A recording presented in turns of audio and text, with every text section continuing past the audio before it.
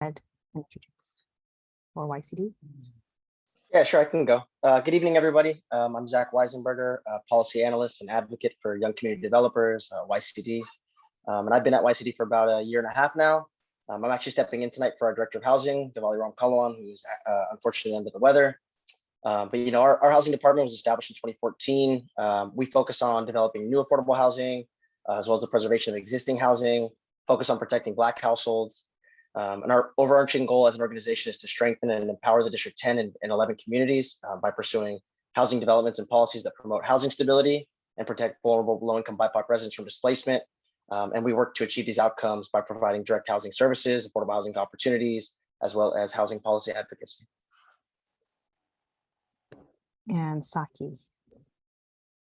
Hi, I'm Saki Bailey, the Executive Director of San Francisco Community Land Trust. San Francisco Community Land Trust was founded in 2003.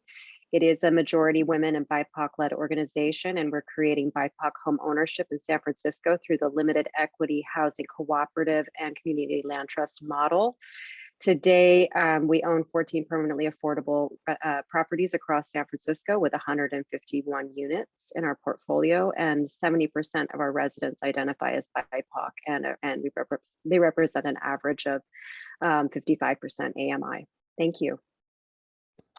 And Fernando, who's also part of our panel. Hi, my name is Fernando again. I'm with the Council of Community Housing Organizations. And been involved in housing preservation work, I guess, back since we first ran the ordinance that created the small sites program in 2009. Super excited to be with you all here.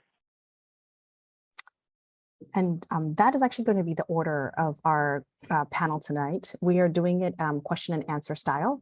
And I'm going to do a quick introduction to talk a little bit about what preservation in San Francisco looks like today.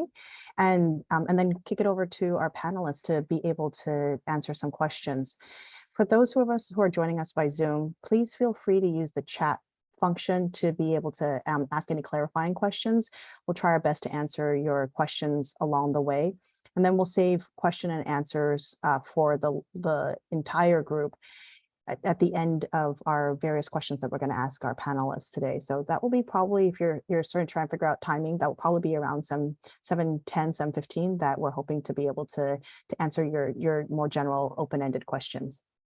With that, let me share my screen and share what San Francisco's current preservation looks like. San Francisco's current preservation is mostly, it has a history of actually preservation across the city that many of our organizations have engaged in. More recently, it's been the Small Sites program, and the Small Sites program was launched as a pilot in 2014 for just $3 million. The intent of the Small Sites program was really to stabilize buildings and keep them off of the private, or take them off the private market as a way of keeping the buildings affordable. It is intended to serve San Francisco residents with the widest range of incomes of any city housing program. And today, many cities across the country have reached out to San Francisco and many of our agencies to ask us, how do you do this well, and how can we do this in our city? And so this is not just a San Francisco model. We've also internally within San Francisco also worked together as a group of practitioners to have a housing preservation lab so we can continue learning and growing. It was a pilot program in 2014, and it still today really much remains a program where we are continuing to keep up with the market and try and make the intentional fixes to make sure that the program is as successful as possible. Slide.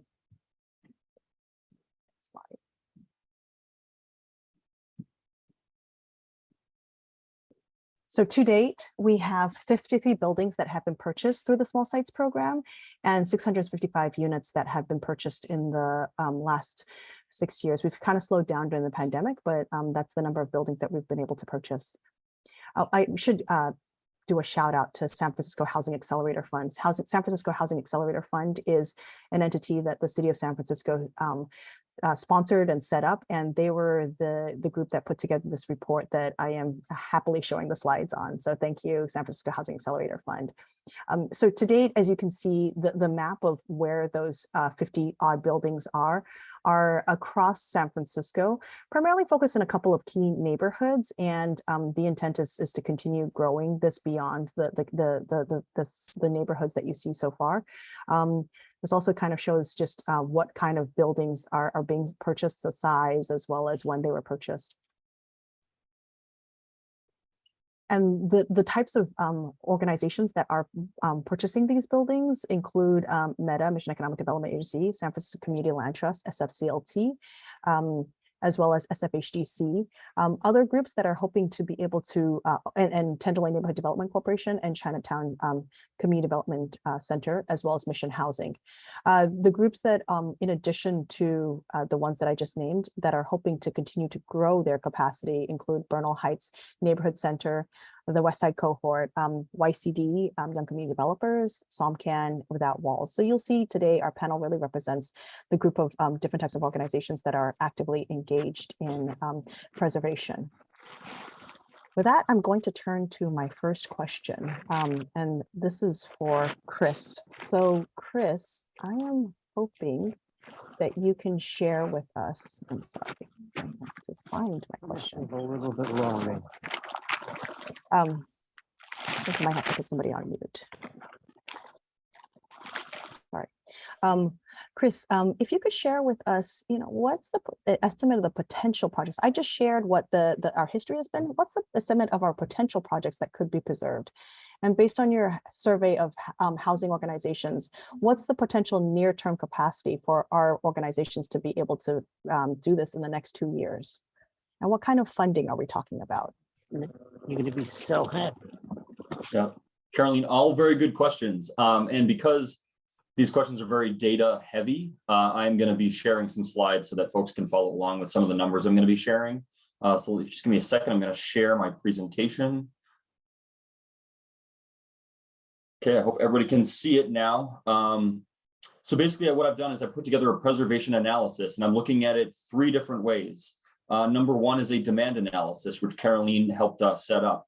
It's how many projects could we preserve if all the nonprofits that are interested and involved in preservation in San Francisco are operating at full capacity to actually acquire and preserve buildings. Number 2 would be the supply analysis. This is looking at COPA data, the Community Opportunity to Purchase Act here in San Francisco, looking at COPA data to figure out what opportunities are out there, what size and types of building typologies are there, and how many of these are we seeing on an annual basis. And then finally, number 3, which I'll get to last, is kind of the opportunity gap based on our ideal outcomes in terms of our capacity on the demand side and what we're seeing on the market and the supply side. How many opportunities are we missing? And that'll kind of help set us up to have a discussion around, well, how do we scale up to kind of close that gap? Hang on 1 second. Here's where I get, okay.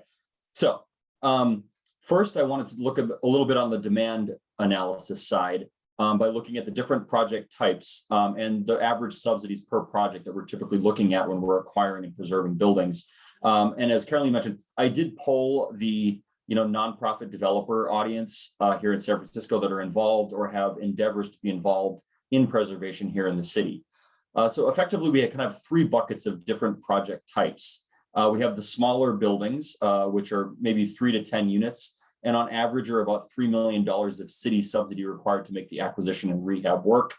We have medium buildings between 11 and 30 units that requires about $6 million on average in city subsidy to move forward. And then finally, we have larger buildings, of which SRO, single room occupancy buildings in San Francisco, mostly fall into this large category of 31 plus units. And of course, that is going to require the largest amount of subsidy for the acquisition and preservation, on average about $18 million per project in city subsidy.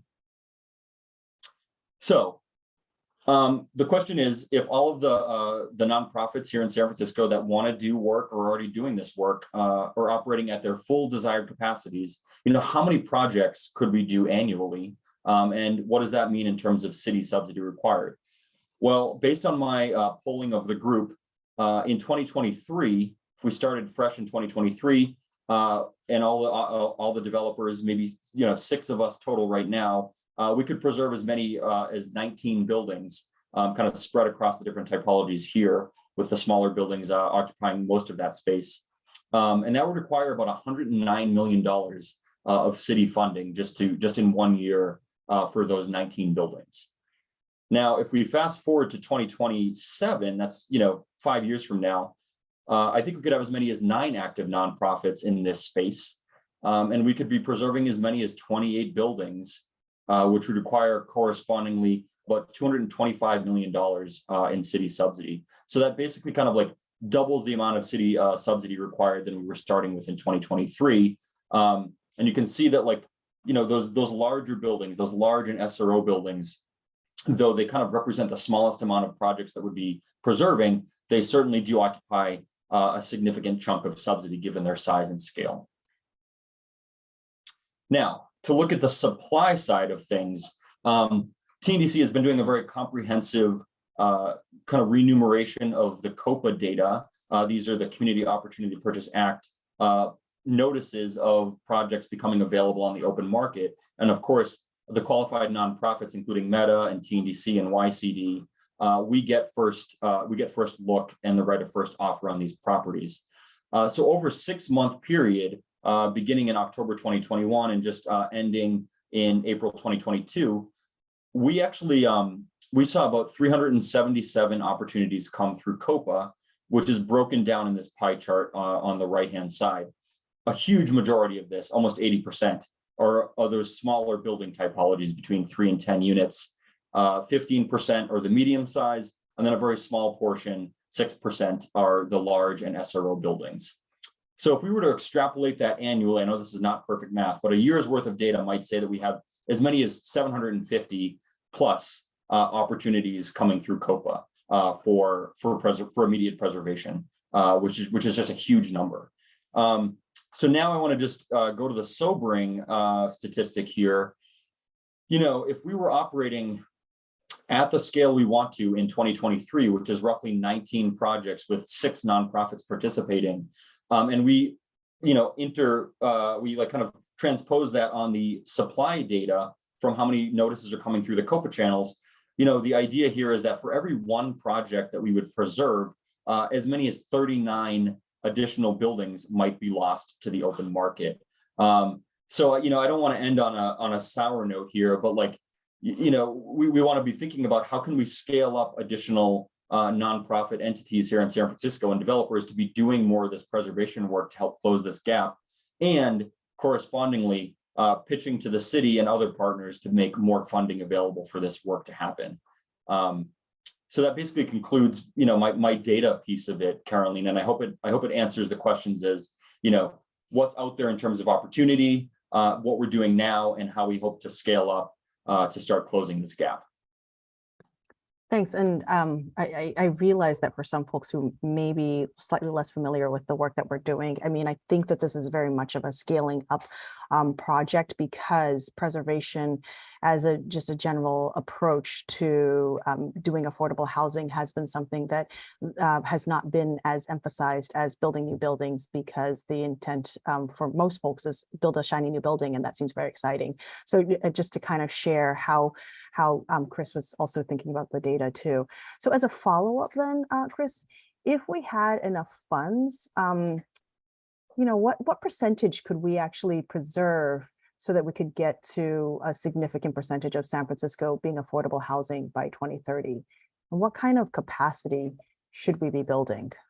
Yeah, that's a good question, and it's a hard question, but I've done a little bit of analysis on this, and I think right now San Francisco, per my data, has about maybe 15 or 16% of its full housing stock is capital A affordable, regulated affordable housing. If we were trying to get to a goal of the 30 by 30 goal, which is 30% of all housing stock in San Francisco would be affordable by 2030. Again, there's the 30% by 2030, which is a goal that has been discussed among the developer community previously. We would have to really ramp up our efforts very significantly. And I'm thinking, again, going back to my presentation about what we could be doing as a developer cohort, that might yield, 400 or 500 units per year via preservation activities. I think in order to get to a significant scale, we need to be like doubling or tripling that effort in terms of preservation. This is in addition to production on the new construction side. It really needs to be a number close to 1,500 or 2,000 units annually in order to get to something like that. And again, in addition to new construction and in the production side, it's a big number, and it's kind of like 3 times the amount of developer capacity and subsidy required based on what I was showing in my presentation. Thanks, Chris. And I think part of that is also that just very quickly, the slides that you were showing showed that on the flip side, a lot of the buildings that we're talking about, the large majority of them are smaller buildings. So to get to that kind of scale, as much as we're also building capacity, every building to preserve takes a long time. And so the ability to get to those numbers also means that we're diving deeper into smaller buildings, and that could take longer too. So there's definitely that trade-off. So thank you for that. I wanted to turn it over to Zach from YCD. Zach, so could you share just how does housing preservation against displacement currently look in San Francisco? I shared some slides, but happy to have you kind of give us your view of how's it currently look in San Francisco? Who's doing it and how are they funded to do it? Yeah, so in San Francisco, housing preservation against displacement looks like keeping our most vulnerable residents in place by stabilizing at-risk properties in our communities. So acquiring at-risk properties and removing them from the speculative market is essential in increasing our city's stock of housing that is accessible to working class families and residents. So, I would say citywide housing preservation has been, crucial in making sure we can get as much housing off the speculative market as possible. And preservation is a much faster and more efficient way to increase the city's stock of price-controlled housing. Like you said, when compared to traditional developments, which take years to be completed. I would say for YCD specifically, what's currently missing is, I guess, a strategy at the city level that has the ability to preserve housing of all types in all districts and neighborhoods in San Francisco.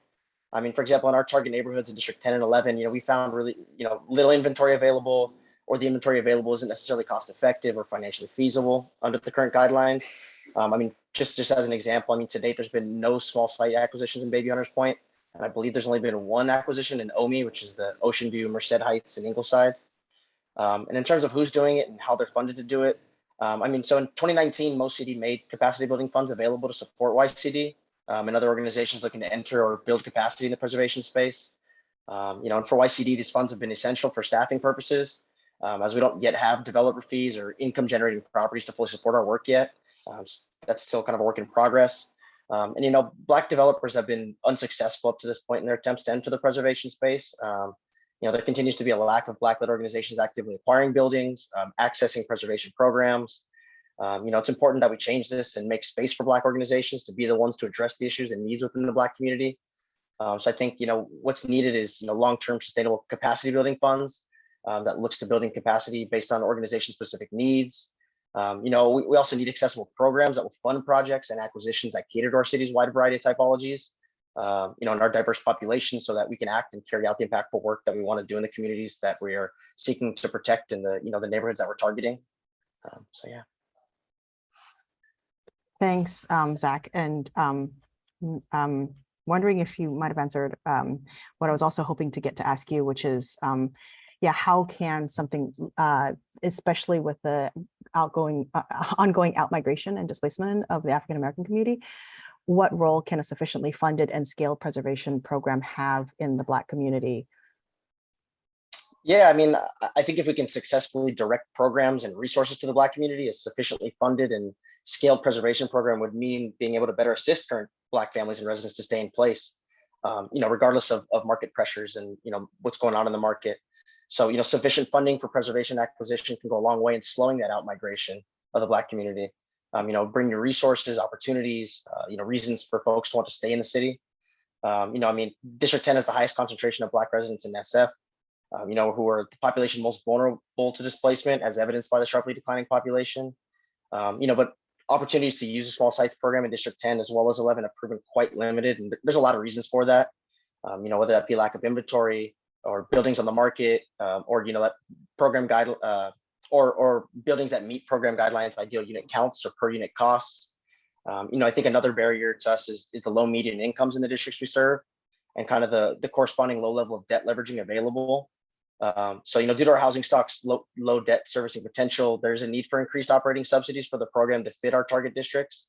And when we do acquire properties, we want to make sure that the existing tenants are as unaffected as possible, that their rents aren't significantly increased, or else what's the purpose of acquiring these buildings if tenants are going to be negatively impacted anyway?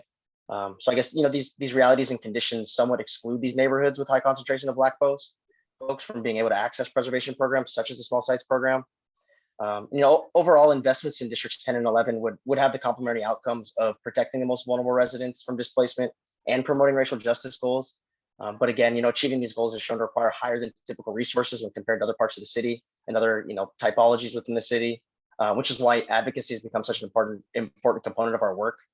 And we at YCD have been working to address barriers to small sites accessibility, by advocating for program reforms, identifying changes that allow the program to be more geographically equitable. We're in the process of thinking through that approach, continuing to do market research and trying to identify solutions. I guess just for further context, Baby Hunter's Point, we have a large concentration of longtime homeowners of color who are asset rich and cash poor, which puts pressure on them to cash in on their homes, which are the #1 driver of generational wealth. And these outcomes really hurt the neighborhood as it decimates the existing Black population. And with that, we lose that sense of community and cultural fabric that longtime residents bring. Zach, thanks for actually bringing up the bigger picture context of why are we doing preservation? Because I think sometimes we just do it in terms of unit count. Sometimes we just do it in terms of like residents.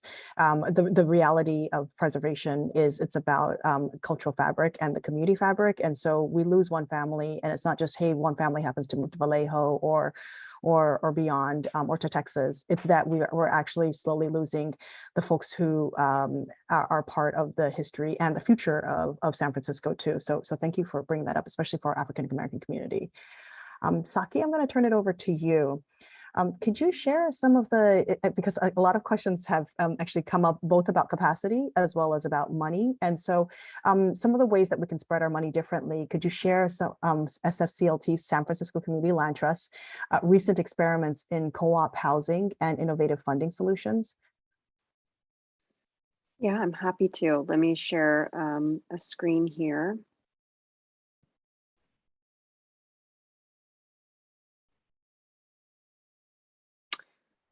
So I wanted to talk a little bit about our history to kind of talk about what the present challenges are and what we're doing now as SFCLT, and specifically in the context of co-ops. So this is not something that necessarily affects all the housing developers here, but co-op housing, is a really innovative and interesting form of housing because it's one that's really suited, especially for those units between, 3 and 10 units, which, as Chris showed, is actually the majority of the housing stock and is the majority of the COPA listings that come by. And it's an area where a lot of developers don't want to go because it's difficult to manage and develop smaller properties. And that's one of the things that San Francisco Community Land Trust focuses on is how do we self-manage or co-manage these smaller units. So I wanted to talk a little bit about the success story of one of our co-ops. This was an early people of color tenant organizing effort, which took place in the early 2000s and finally culminated in the late 2000s, around 2009, into a limited equity housing cooperative. What does that mean? A limited equity housing cooperative is not just a co-op where folks actually manage their buildings, but it's also one where they have an ownership stake. So this is really creating home ownership, and in every sense, in the sense of that this is an entitlement that people can pass on to their successors. That's not something you can do, unfortunately, with permanently affordable rentals. So when grandma dies, granddaughter who may have been living with her for years will not necessarily have the entitlement to stay in her home. So whereas this won't happen in a limited equity housing cooperative. So this co-op was a $7.6 million purchase. And what's kind of interesting about it, aside from the fact that it was, the sort of limited equity housing cooperative created most recently in California history, because there's not a lot of LEHCs in California, but also the creative capital stack that was used to kind of come up with this, the financing for this project. So on top of the 51%, which was provided by the city seismic fund, which is because this was prior to the small sites program, right? So we didn't have small sites. So 51% came from the city, but there were 6 other sources that made up the rest of the capital stack. And some of that was from, a small part was from the federal government. Another part was from the commercial space. I think many people know there's Asian Law Caucus, our commercial tenant on the bottom floor. They actually contributed 4% of the capital stack. Then a part of the capital stack, 3%, was contributed by the residents themselves, because that's also another aspect of when you buy into a limited equity housing cooperative, is that you buy the shares. So each share was set at an affordable price of $10,000. So the residents themselves have an ownership stake and contributed to the financing of the building. There were other programs as well. There was a real ownership for tenants program that used to be in effect during that time, something that I'd love to see revived, to encourage co-op ownership, and particularly providing that equity stake for people who would not otherwise be able to save money to purchase a home in San Francisco. I mean, as we know, you need at least $400,000, $500,000, $600,000 of deposit that one needs to put down. Here we're talking about $10,000. So there was a city program that financed that part of that project. So a lot of different places in which the financing came. And I'm talking about this because as I go fast forward to the future, we have also replicated this same kind of model in a more recent building. So before I go there, let me talk a little bit about sort of what happened in the interim. So between 2009, when we created this cooperative, and the most recent project, some of the challenges and opportunities we saw in scaling co-ops in San Francisco. So one challenge is obviously the astronomical price of land and housing. San Francisco has one of the hottest markets in the whole of the United States. It's extremely difficult, obviously, to purchase and create affordable units in this kind of context.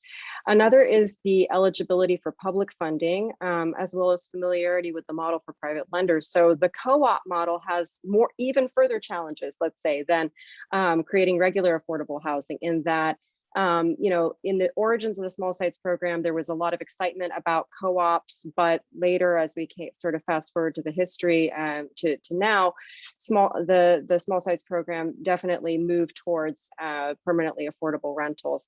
Another part of it is the difficulty of the model for private lenders. Many private lenders don't understand what a co-op is and the idea of a one blanket mortgage, and sort of the risk that's involved with that.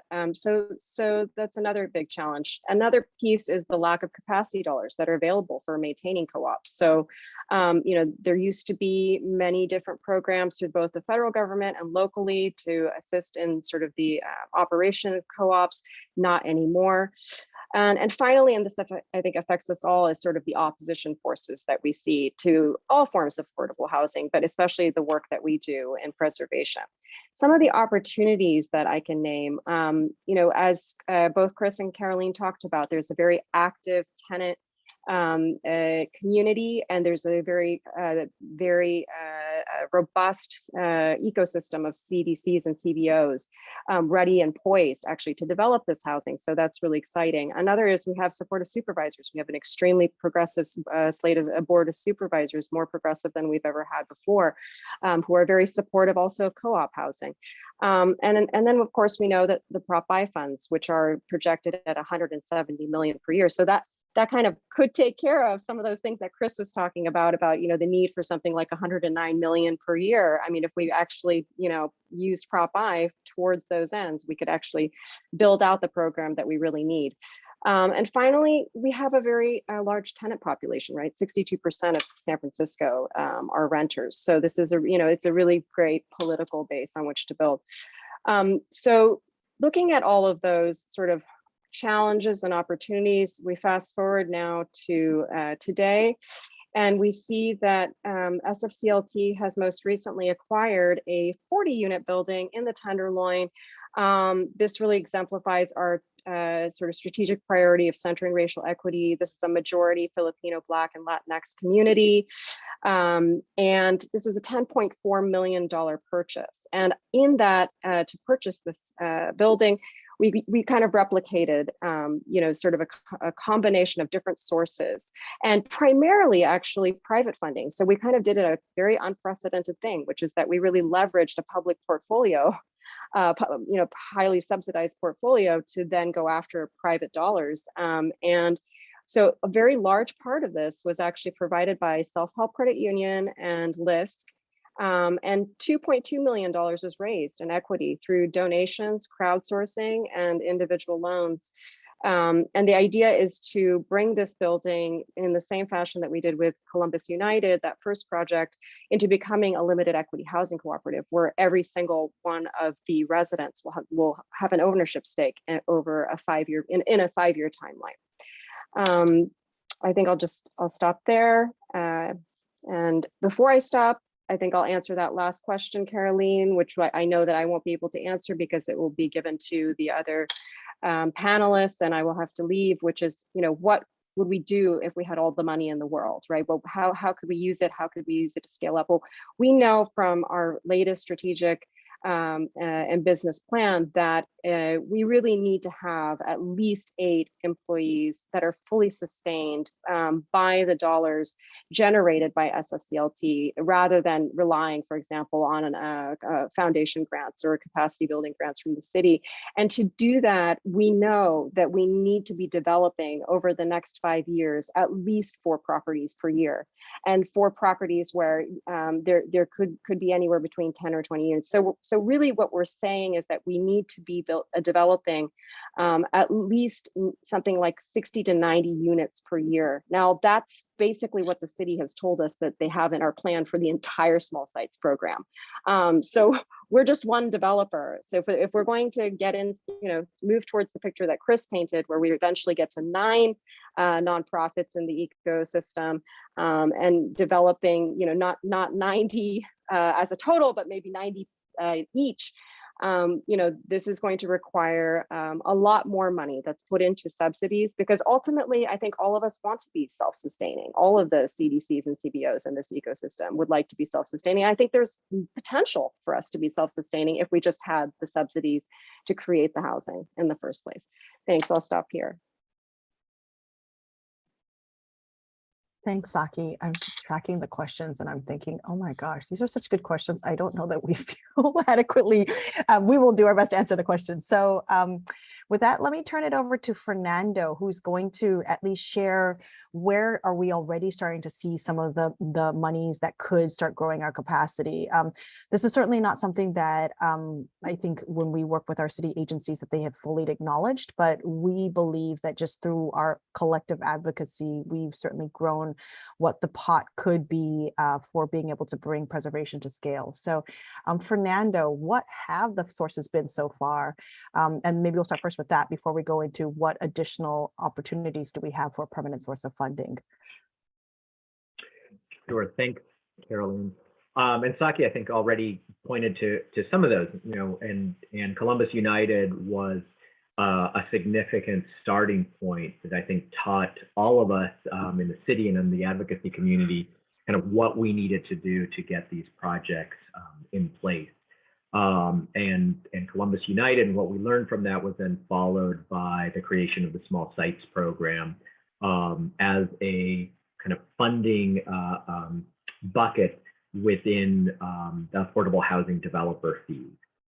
We passed that in 2009, and I think one of the things that we realized very quickly is how volatile those housing markets are.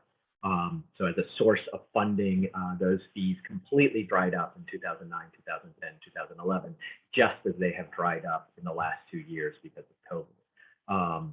Whereas on the other hand, in 2017, there was close to $100 million in fees that developers were paying when the market was really hot.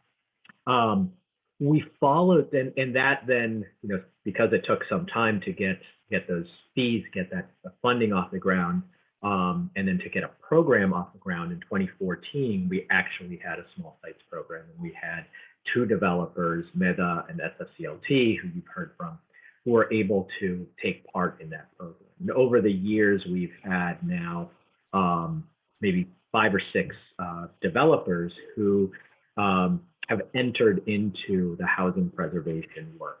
So SFHBC, CNBC, CCDC. And then, as Zach said, there's some challenges. There's others who are trying to break in and do this work.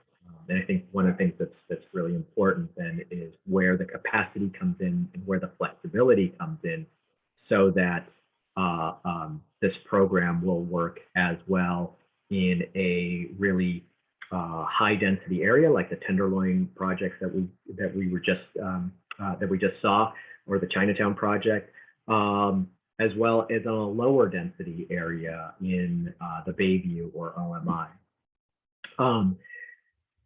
One of the things to remember about funding for any project, whether it's buying a home or doing housing preservation, is you've got your loan sources, where the Housing Accelerator funds come in, where our seismic loan program comes in, and then you've got your requirement for your equity, the money that's going to take out those loans, and is really the subsidy that the city puts in.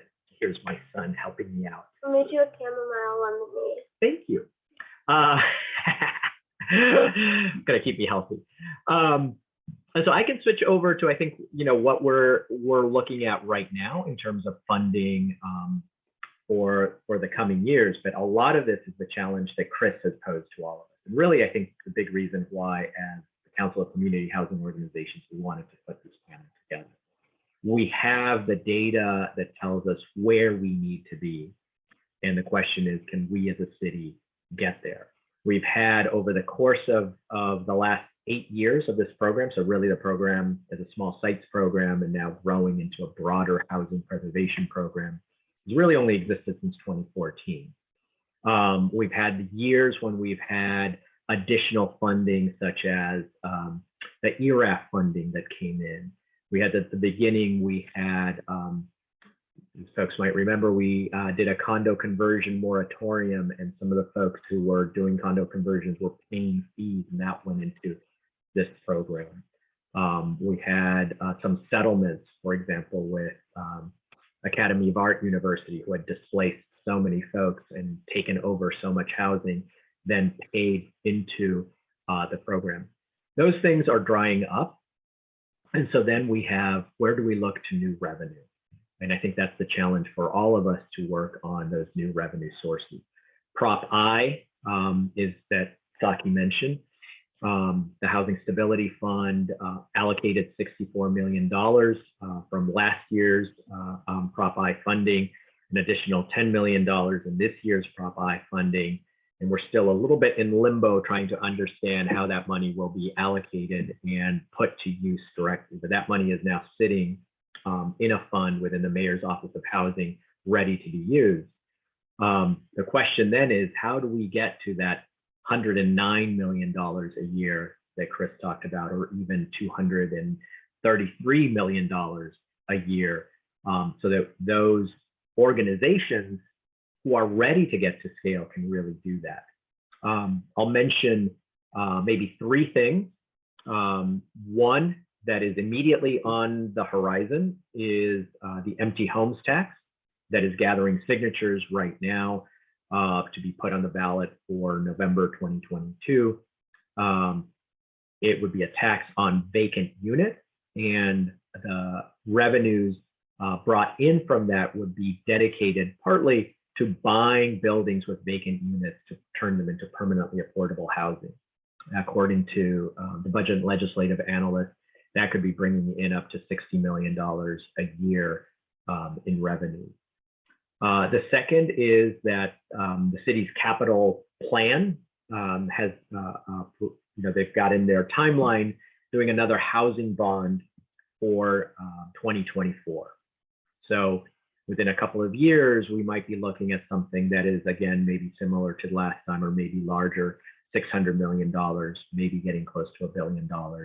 What percentage of that should be for our anti-displacement goals, our preservation goals? and what percentage of that should be for new construction. That's always a balance that we have to play. But the last thing that I'm going to say, none of those are, well, the empty homes tax would be a dedicated tax, but it's a small piece in the 233 million that we're looking at. How do we get to a permanent dedicated source that really both addresses the problem of speculation, which I think the empty homes tax is trying to address by taxing speculative practices, in order to fund this program or these programs that attempt to take housing out of the speculative market and into another model. And one of the things that we've been looking into is a landlord tax. A few years ago, Berkeley, City of East Palo Alto, both passed taxes on the gross receipts from landlord income.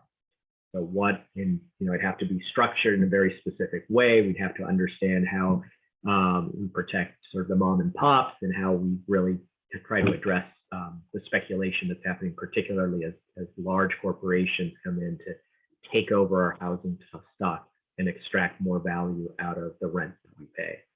I think that's a conversation that is really rich to continue thinking about, but one that if we're going to get to those goals that Chris and Saki both laid out, we really need to start addressing soon. I'll end with that. Fernando, I was wondering if you put out a bunch of different potential sources. What do you think annually that totally adds up to, if we were just to put a guess on that? Just to kind of compare some numbers that Chris had also shared earlier about what would it take. And if you don't have that, that's okay. Sorry, putting you on the spot. I was just curious. You can put me on the spot. I mean, some of these things are of course, are really hard to predict, but I think that the average on what we've been getting through the inclusionary in lieu fees has been pretty small. From 10 to 20, I think in the best year, maybe it added into, it's probably 10 to 20 million a year. Add on top of that, Prop I might get us to about 40 or 50 million a year. Prop I is going to have a lot of different uses. There's a whole expansion of social housing that is part of what Prop I is trying to do. And then thinking about the empty homes tax, if we're able to pass that, that might get us to maybe $70 million. And that's where I think in order to really get to the scale that we need to be at, we need to be thinking about a real dedicated revenue source, such as a landlord tax, if we can get it high enough. And then kind of the 5-year bond cycle with a sufficient part of that dedicated to preservation. So I don't think it's impossible. It's certainly not impossible to get to the 100 million a year. And then that's the conversation, how we get, like a lot of things, it's about the priorities the city has, and actually the country has, and where we put our funding into, and how that funding is reflected in our budgets as the moral documents of our city government.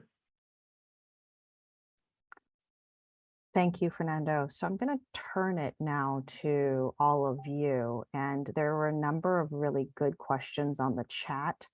I'm trying to determine if it's better to group them or to just go ahead and have folks speak up and just ask their questions in the order that we receive them. I think we're going to start first with the order. So Tim, if you want to go ahead and ask your question about the ability for nonprofits to scale up.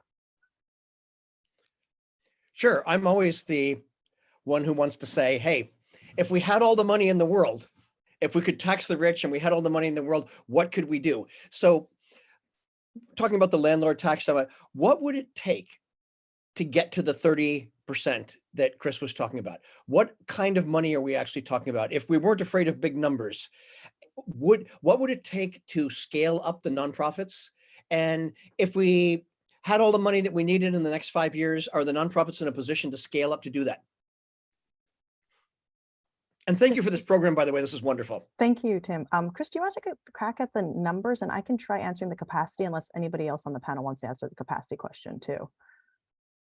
Yeah, Caroline, I'll start with the with the preservation dollars. And it's a very good question, Timothy. I think it's an appropriate form to be asking about it, because like these are conversations that like Saki and Caroline, sorry, are having on a regular basis. It's like, how do we, you know, let's shoot for the moon here and see what we can do, and really start ramping up our capacity and scale.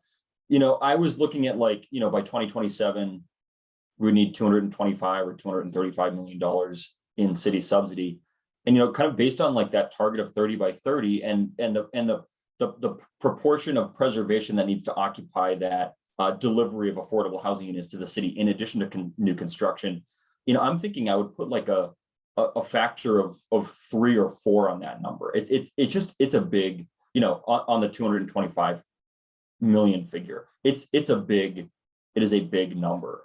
And then just to set up the piece, and Carolyn, you can kind of address this as well, but like I want to make it known that there was capacity building money that was available to nonprofits in the city, and you know, and we've used it to, you know, staff up and ramp up our knowledge of how to execute these deals and then how to own them in the long term. That has certainly been helpful, and I think it's allowed some of the existing qualified nonprofits. There's 9 of us right now to start getting into the business. But, you know, it can't be 9 nonprofits in San Francisco doing this alone. It needs to be other community-based organizations, other community-based housing organizations that are now going to enter into the acquisition and preservation world here in order to get to that scale. And Carolyn, I'll kind of hand it over to you if you have any finishing thoughts. Yeah, so just to summarize what Chris was saying, I think we're talking about $500 million or 500 million per year.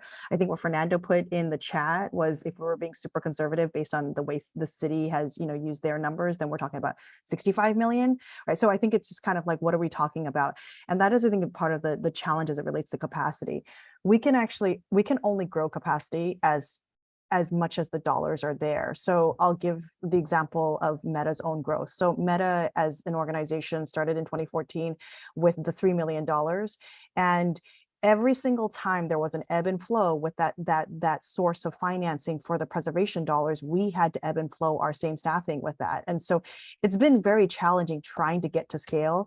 And so part of the scale question has to be that there has to be a permanent source that actually is significantly funded, with the city being willing to back that up as an ongoing commitment. Just to what Chris was saying earlier about that capacity, the city did finance us in 2019-2020's fiscal year. The time we actually got the funding was closer to 2020, 2021. And a number of our organizations have actually grown that capacity.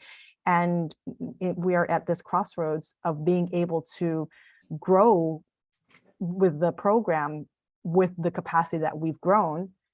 But that's the crossroads. If we don't have the financing available to buy the size of buildings, or the number of buildings, not the size, as Saki was saying earlier, then that capacity that we've built up kind of has to just slowly dissipate, you know. And our goal, just to be clear about capacity, is not just capacity of our own organizations, but also to grow capacity of organizations, particularly that are community-based. And actually that gets to another question that other folks have asked about, like how do you scale across the city too? I think that's what Zach was trying to share in terms of that capacity, being able to have that capacity be actually congruent with where our most vulnerable families are. And so making sure that we have capacity with groups like YCD. So can go I ahead, follow Tim. up really quickly?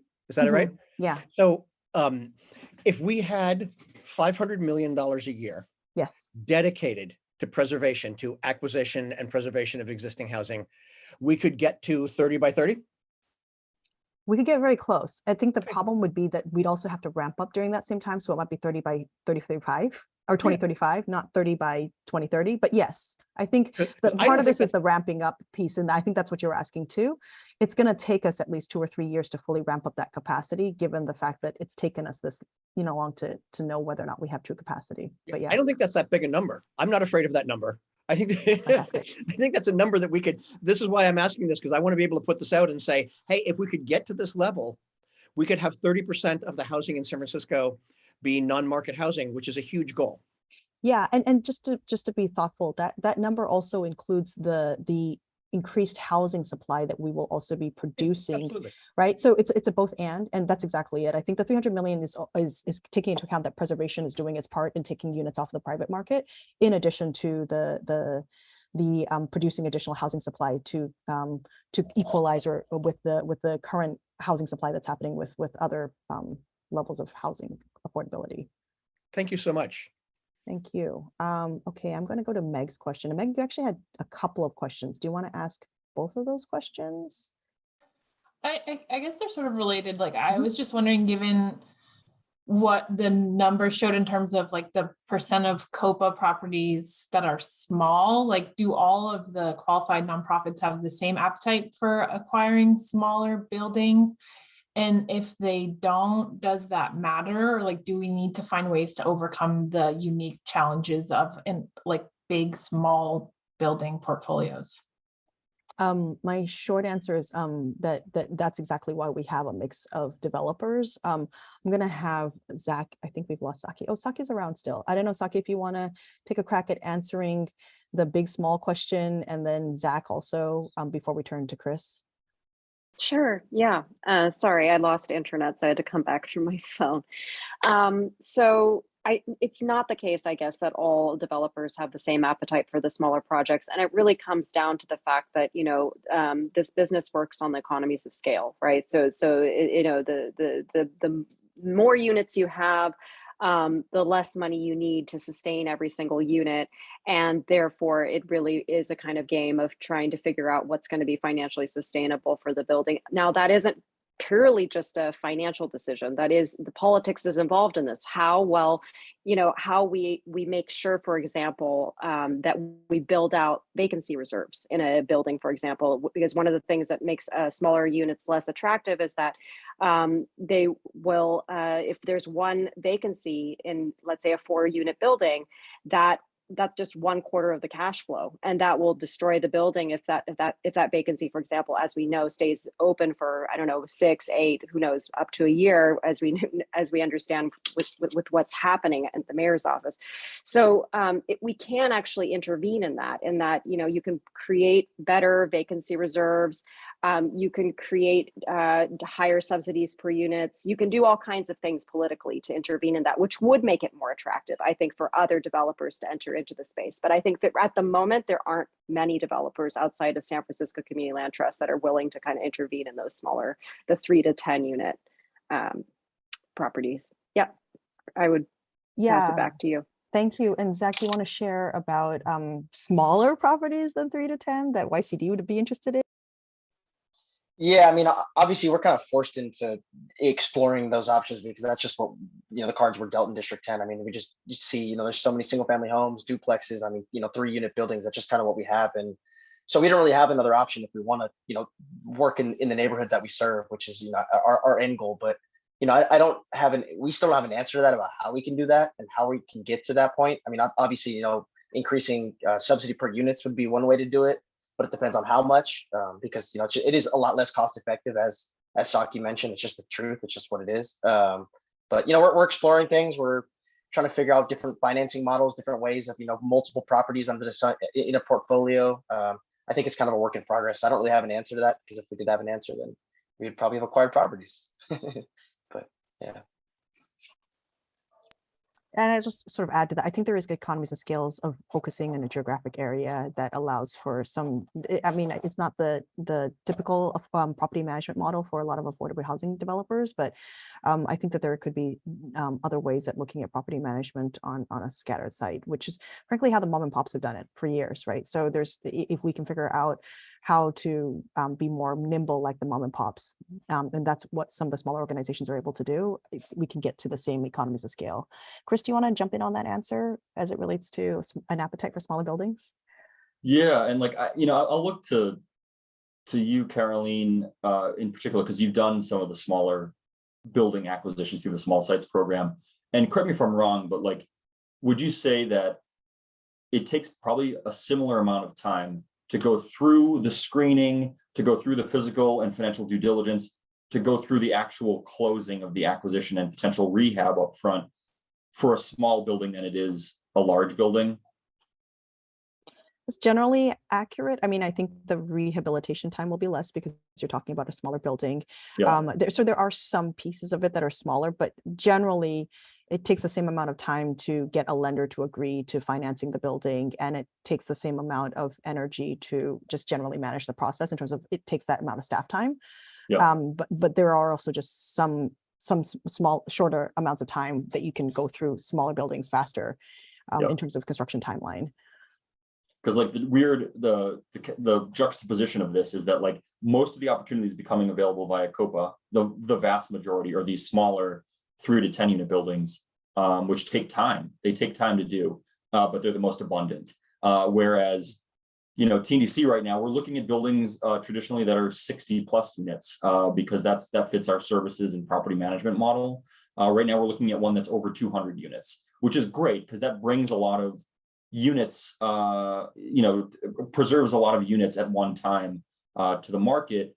But these opportunities are few and far between based on that COPA data share that I provided. So like you know, there needs to be folks like Meta doing the 3 to 10 unit buildings and looking at different ways of finding economies of scale, maybe doing a bunch at one time. You know, I don't know, but like, because these are the most readily available ones to us, we need to find a way to make it faster and do more. I know that's like a lofty thing to say, but you know, Caroline has proven that it can be done, and her team. And I'm actually going to segue that into Amy's question. Amy, do you want to go ahead and ask your question? Hi, yeah, sure. And thanks for holding this event tonight. Good to see you all. You know, I know that this question may trigger some responses that you might actually not want to share publicly, but I just am wondering if there are aspects of the process as Chris just described, you know, the screening, all the due diligence, going through the financing, going through the acquisition, and then of course going through rent up, that are more onerous than they need to be. And is there a way of reducing some of the requirements that the city places on these projects that might make your ability to spread capacity more broadly and accomplish more units with a limited staff? Thanks, Amy, for that question. I'll take a crack at it and I'll see what other folks have to say. I think it depends on what our general goal is. If we're just focused on number of units, then there probably are other ways at looking at this. I think if we're looking at the larger goal, which in some ways is also the beauty of the preservation program, which is also what sort of Zach was naming, which is the ability to keep families in place, then and address racial inequities that are currently happening in the city, then the time that it takes to do some of the due diligence and getting to know the residents is something that is a necessary byproduct of buying and preserving buildings as opposed to just treating them as buildings. I would also just generally share that I think there could be models where, and this is what Meta, for instance, has also done, is where groups like Meta could be buying buildings in particular neighborhoods, knowing that we're also engaged in building the capacity of an organization that might be more directly engaged in that neighborhood, with the intent of doing a both and, being able to do a buy and hold so that we could have a portfolio that could be ready to be turned over with the direct input and involvement of an organization that might not be fully ready to buy and rehab and own that building. So I think there are other methods, instead of just saying, hey, every organization in terms of the capacity has to be ready to buy, rehab, and own all within the same time frame, but instead, again, a scaling up where we're looking at building capacity at the same time while we're also taking buildings off the private market, because we have that intent of ultimately having that ownership be with potentially organizations that are more directly engaged in that neighborhood. Don't know if other folks have other ideas and responses to Amy's question.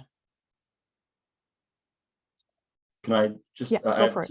I have two quick ideas. I think Amy, this is a very good question. And, TDC hasn't been traditionally involved in the small sites program, so I can't really speak to how the city could make things easier for us to do the work.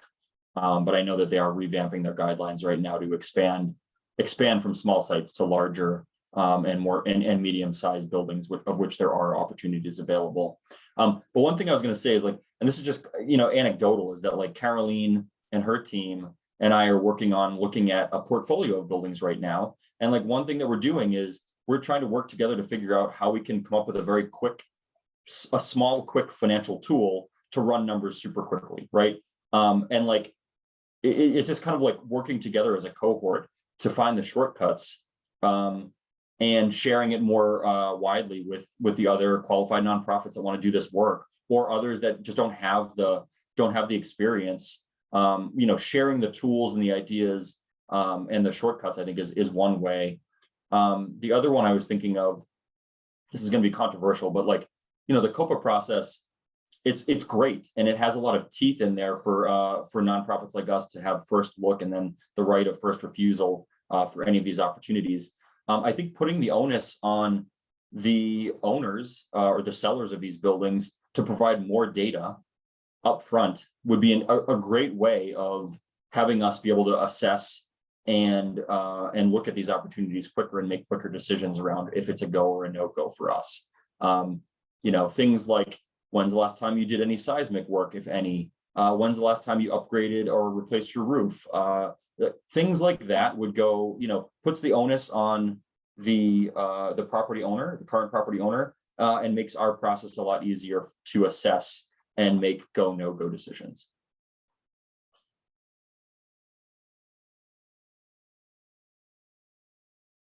I think you're on mute, Caroline. Thanks. Yeah, I didn't know, Zach or Fernando, if you have any other thoughts. If not, I'm going to jump to, Charlie had a number of questions, and then Nate had a very specific question about New York City and their limited equity co-ops. I did see that, just to ask the question for those who are on Facebook and can't see the questions. So the question specifically as it relates to limited equity co-ops is that New York City has about, actually, do you want to go ahead and ask your question, and then I'll read out, Nate, if you want to ask your question, I'll go ahead and read out Saki's answer. Sure. Thank you. Hi. Hi. I just know that I used to live in New York City, and I know that there is a lot of limited equity co-ops over there, like 1,200. I think a lot of them are historic, maybe not being produced these days, but there was a pretty high, great high-profile story about a recent acquisition that was in the New York Times, and I just was curious if they're that you have organization that does it over there, if there's any lessons to learn. Yeah. If anybody knows about it, otherwise, no worries. Oh no, we have a lot of thoughts on this too. So Saki's quick answer was that there are lessons learned from what is happening in New York City. Limited equity co-ops that are created by a regulatory agreement with the city do fail when that agreement expires and the tenants opt to sell out at market rate. But studies that are under the stewardship of a community land trust tend to show that limited equity co-ops are more successful in all respects than a limited equity co-op on their own. And I would like to turn it to Fernando to talk a little bit about the history of co-ops in San Francisco for those who are a little less familiar, and how challenging it is for San Francisco to kind of get the whole concept of limited equity co-ops and co-ops off the ground. I think maybe I was just going to follow up on Saki's response. The co-op is entirely run by the residents, right? And they can make their own decision once that regulatory requirement is over to leave the affordability restriction. So it's on them as the owners. And I think one of the things that we've seen is that over time, the original co-opers came in with an altruistic sense of what they were trying to create. And then the following generations, their children were like, well, we can sell out and get, full market. The land trust model creates a new regulatory agreement as a ground lease And that could also happen between the city that owns the land under the co-op, which is how City of San Francisco now, kind of as they kind of met the challenges of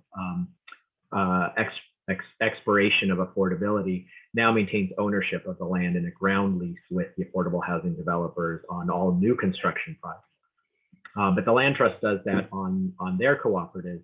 And so that, you know, if the residents wanted to get out of that lease, they would have to negotiate with the land trust. And the land trust has a model in which 1/3 of their members are, or their board of directors are tenants from all their housing, right? So you'd have to sort of negotiate that with them.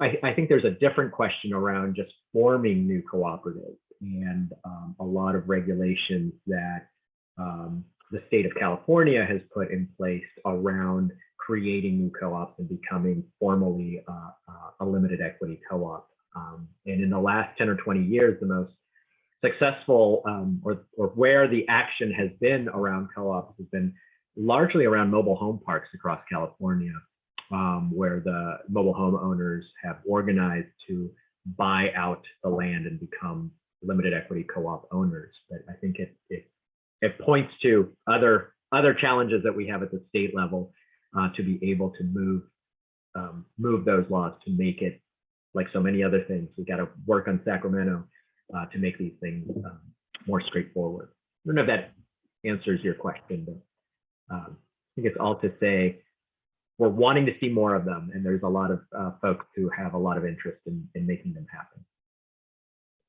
Yeah, there's actually upcoming legislation that various supervisors are pulling together to start looking at this more seriously as options for San Francisco. So stay tuned. Thanks, Nate. You know, I'll just add one thing to that. You know, there's been such a rich conversation around wealth generation and communities that have been left out of the ability to develop wealth within their individual households, but then also as entire communities of Black and Brown folks who have not been able to both get into some level of ownership and then be able to transfer that to their next generations. And the topic is complex and huge, but I think the idea of cooperative ownership is a way to allow low-income folks to get into that stability of ownership and that ability to build up assets and then to pass on those assets to family members has a lot of, it's something that we really need to work on.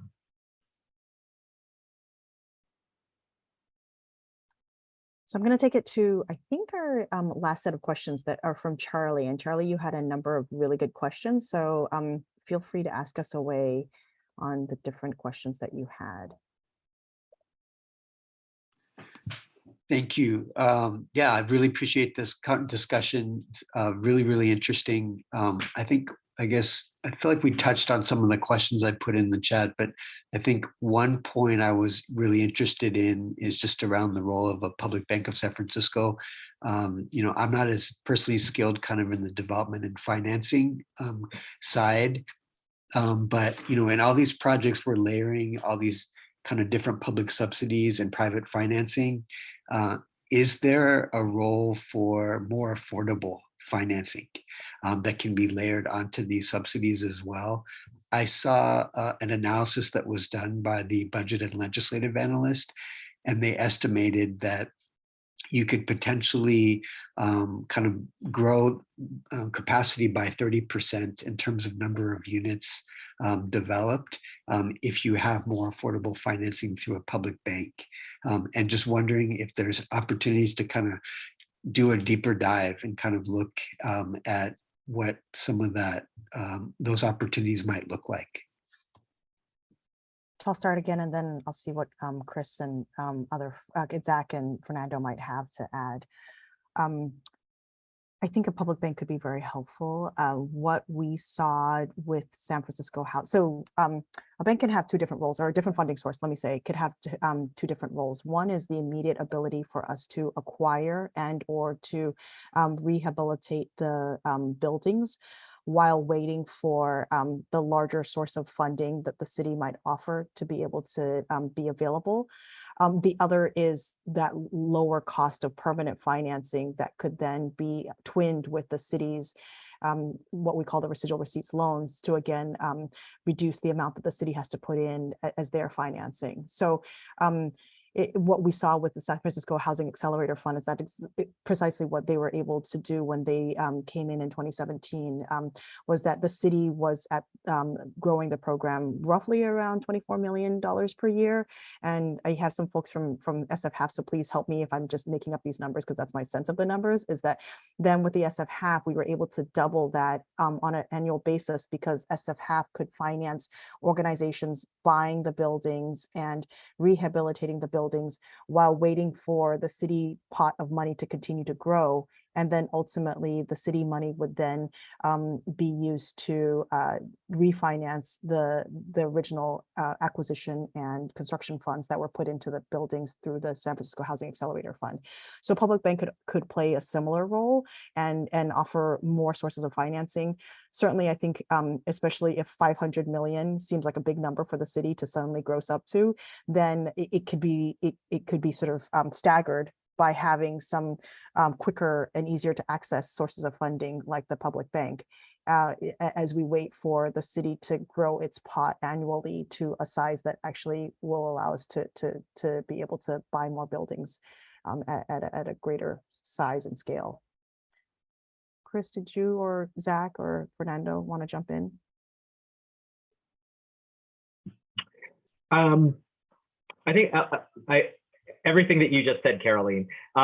You know, I think that one of the questions that the public bank working group is going to grapple with is whether there's an ability for the bank to hold equity in land or in housing as opposed to loans. I think there's the loan piece where you're getting a regular return on the investment, even if it is a low interest loan. And that's, as Caroline said, that's what we've done with the Housing Accelerator Fund. That's what this thing called the PASS does, which was kind of a ballot measure that Choo ran that repurposed our old seismic loan program. But those are all loan products, right? And one of the things that is, or what holds us back largely, is the equity piece. You know, what's and sometimes it's city calls it a forgivable loan, but it's basically, we're not expecting that back. That's the ownership share. And I think that's the challenge that we're going to be looking through and within the public bank, what it's holding as assets. Can that include equity shares in the housing?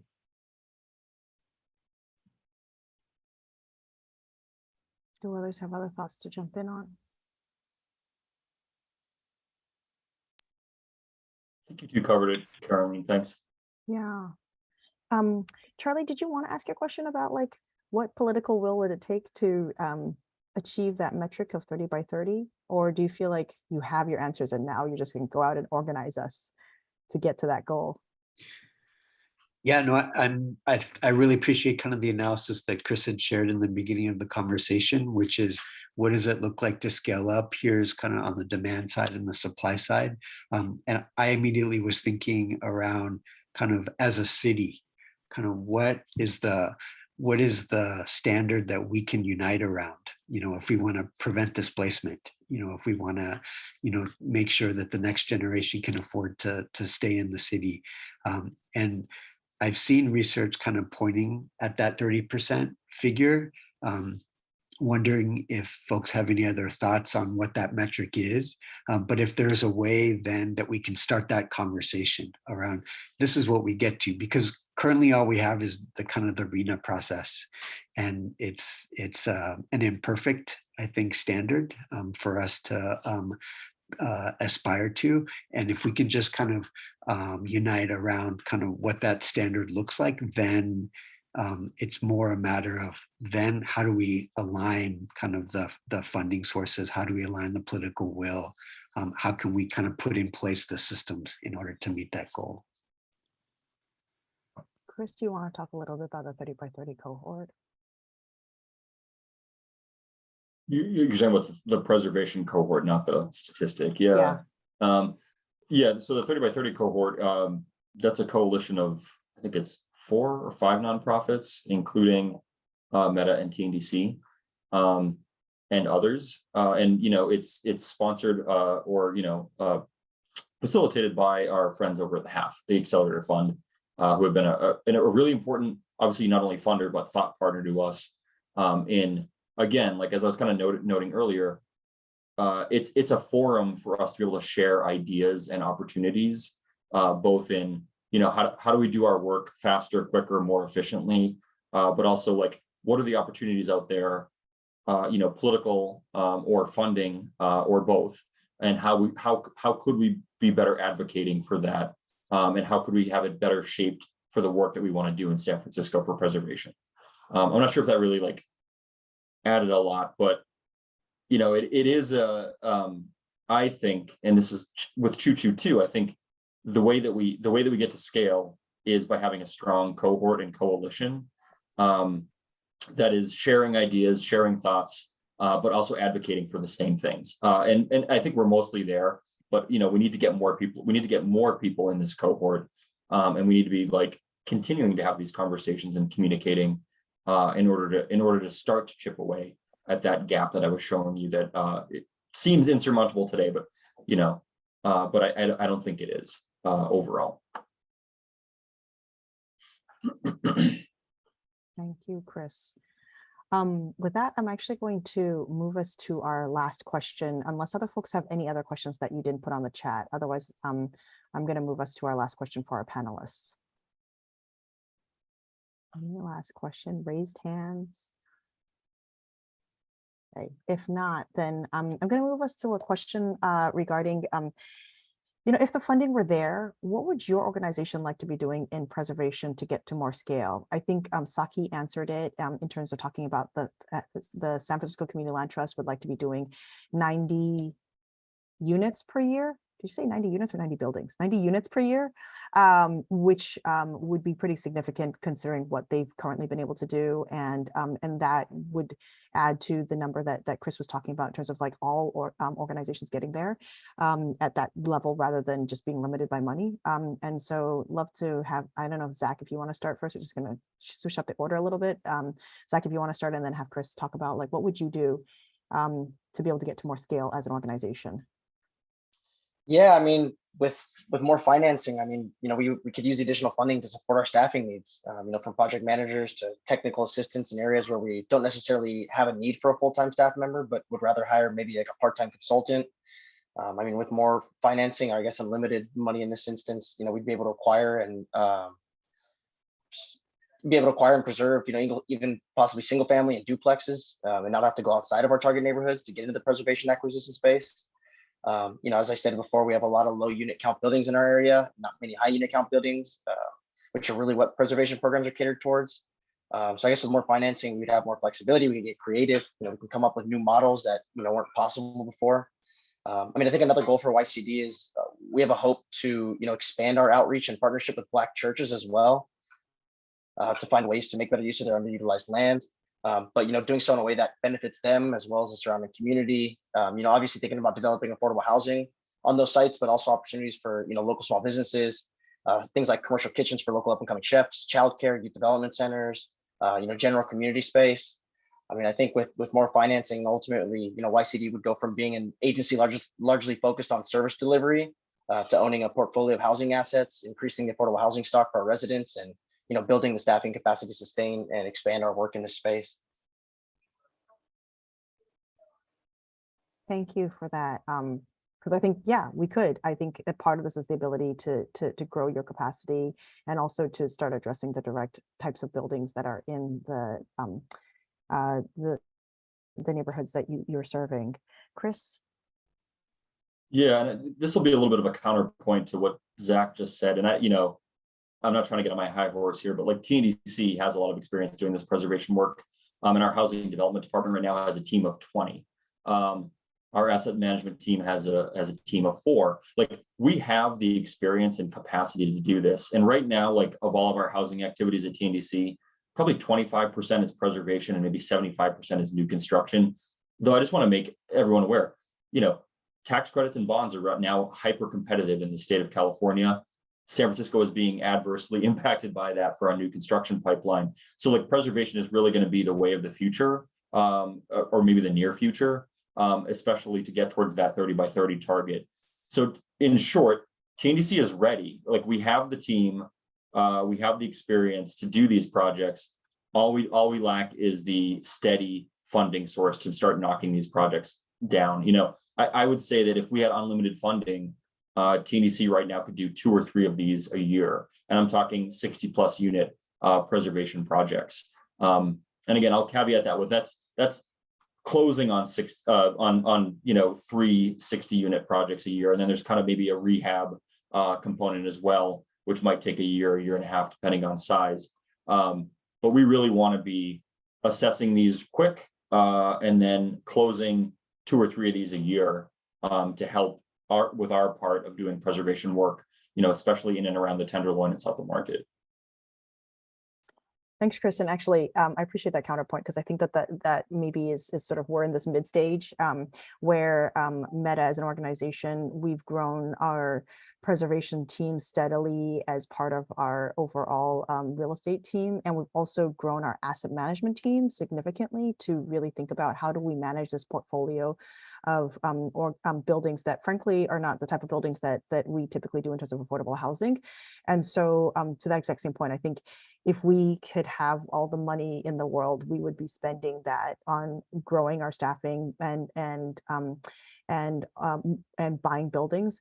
In addition, I think we'd also be spending our time trying to grow the capacity of other organizations. What we were able to do in the last 2 years during the pandemic was actually to work alongside organizations, either through joint venture partnerships or through just being a hotline and technical assistance, to be able to help them to think through some of the problems that it takes when you're on the ground trying to build your capacity, both as an organization as well as trying to answer some of the real estate questions. And so being able to have that team ready to go to build that capacity is, I think, as important. It's not certainly what Meta thought we were doing, but it's something that we definitely felt like is, at least in the near term, a need if we're really going to grow that capacity in San Francisco. Fernando, any thoughts on that as you look at the larger landscape of like, what would it take to grow us to scale? Well, if there was, you know, if funding was not holding us back, and funding both for the capital and for the capacity, you know, the Council of Community Housing Organizations is a 21 member coalition of organizations based across San Francisco, but primarily on the east side of San Francisco. That's where our traditional communities of color, working class communities, poor communities, organize to fight urban renewal, to fight displacement pressures, and to build the institutions that make up Choo-Choo. My ideal would be, you know, we're 21 now, we would be maybe 40 in the future as new organizations develop to do this work with the capacity to organize in their own communities, you know, whether it's in the Richmond or OMI or the Sunset. And a lot of, not exclusively, but a lot of the successful projects have been collaborations between organizing entities, like Poder organizing in the Excelsior or in the Mission around projects that have become preserved as affordable housing by the affordable housing preservation groups, Somcan organizing in South of Market to preserve projects. And so those, I think that funding would then create that capacity and those linkages between on the ground organizers who know the communities, who have the context with the folks who are experiencing displacement, who have the threat of the Ellis Act or a threat of an OMI or whatever it is, that we can then take those buildings out of the market and save them. So thanks, Fernando. Thank you. And exactly, we can just only grow our movement and get stronger, right, as a movement. So with that, thank you all very much for joining us this evening. Really appreciate you taking time out of your Wednesday evening to come and join us. Fernando, do you want to talk about the logistics of this being available outside of this conversation? Sure. We've recorded this event. It will be on Facebook Live, so you can find it on the SF Choo Choo Facebook page. But we also have a YouTube page, which I should have been ready to put into the chat. I can try to find it. But if you get on YouTube and look for Council of Community Housing Organizations, we have all of last year's events that were all virtual due to COVID stored on there, and we will have recordings from all our events this year, hopefully by the end of the week, if I can get to it, do a little editing and get those up. So if you want to share this with your colleagues, and particularly also reporters and folks in the media who are interested in understanding what's going on with housing preservation and the importance of that in kind of San Francisco's ecosystem of housing work. Please get that out there. You want me to close it out? Yes, please. All right. Well, I just wanted to do a final thank you to the sponsors that helped us put this together. And I hope to see folks in person tomorrow at the Empty Homes Tax event. And you can find more information at sfchuchu.org. And thank you to all our panelists and to all of you who joined us.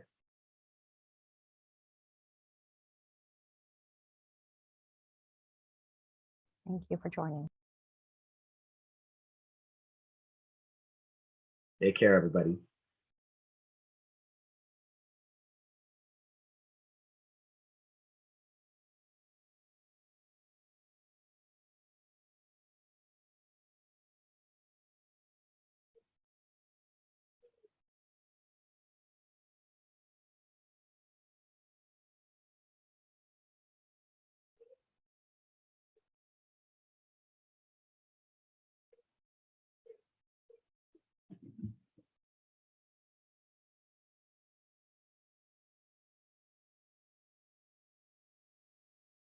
Taken within 5 days from when symptoms begin. COVID-19